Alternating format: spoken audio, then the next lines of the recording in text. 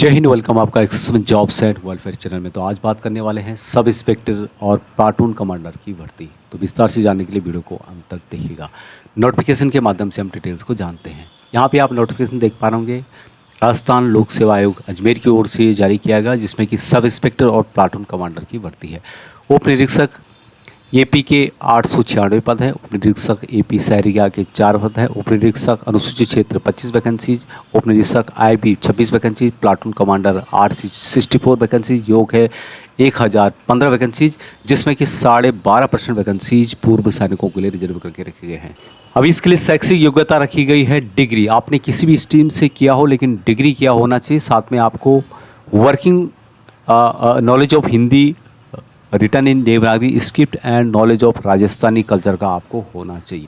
अभी सैलरी की बीच बात की जाए तो राजस्थान गवर्नमेंट के अंतर्गत पे मैट्रिक्स लेवल 11 के अंतर्गत यहाँ पर सैलरी दी जाती है। ग्रेड पे होता है 4200 रुपये। तो लगभग ये आप यदि स्टार्टिंग की बात करें तो यहाँ पे 50,000 से ऊपर आपको स्टार्टिंग सैलरी मिलनी शुरू हो जाएगी।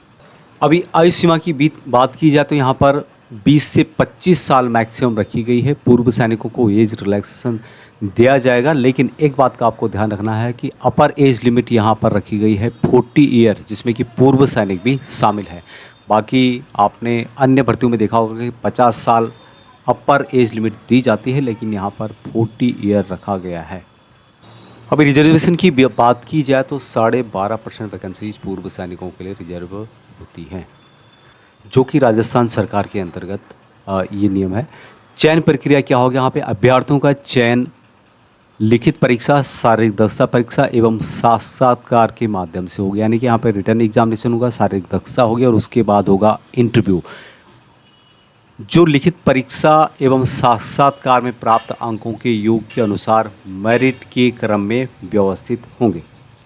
अब यहाँ पर एग्ज़ाम कब होगा, कौन सी डेट होगी, ये बाद में सूचित किया जाएगा। दूसरा है कि यहाँ पर जो क्वेश्चन होंगे या जो परीक्षा होगा, सबसे पहले ऑफलाइन या ऑनलाइन के माध्यम से होगा और यहाँ पर पूछे जाएंगे वस्तुनिष्ठ प्रकार के क्वेश्चन, यानी कि MCQ multiple choice question type के पूछे जाएंगे। ऑनलाइन के माध्यम से 10/8/2025 से लेकर 8/9/2025 रात्रि 12 बजे से पहले तक आप ऑफिशियल वेबसाइट जो राजस्थान गवर्नमेंट की है उसके माध्यम से अप्लाई कर सकते हैं। एप्लीकेशन फ़ीस यहाँ पर होता है, एक बारीय पंजीयन शुल्क होता है, जो कि सामान्य वर्ग हैं, पिछड़ा वर्ग के क्रीमी लेयर, अति पिछड़ा वर्ग के क्रीमी लेयर अभ्यर्थियों के लिए 600 रुपये है और आरक्षित वर्ग जिसमें कि अनुसूचित जनजाति, नॉन क्रीमी लेयर, अति पिछड़ा वर्ग, इनके लिए 400 रुपये रखा गया। और आपको राजस्थान गवर्नमेंट के नियम के अनुसार एक बार ही पंजीकरण शुल्क देना पड़ता है। उसके बाद आप किसी वैकेंसीज़ के लिए बिना फीस के अप्लाई कर सकते हैं। यहाँ पर बताया गया है कि जो रिटर्न एग्जाम होगा, जनरल हिंदी 2 घंटे का पेपर होगा ड्यूरेशन का और 200 मार्क का होगा। General knowledge and general science 2 घंटे का पेपर होगा और 200 मार्क का होगा। Candidate 36% mark in each paper, प्रत्येक पेपर में आपको कम से कम 36% मार्क लाने होंगे और 40% आपको लाने होंगे एग्रीगेट, तभी आप यहाँ पर आगे के लिए क्वालिफाई माने जाएंगे। उसके बाद यहाँ पर फिजिकल एफिशिएंसी टेस्ट होगा और यहाँ पर होगा फिजिकल एफिशिएंसी टेस्ट 100 नंबर का, जिसके लिए आपको 50 नंबर कम से कम लाने होंगे। उसके बाद यहाँ पर इंटरव्यू होगा जो कि 50 नंबर का होगा।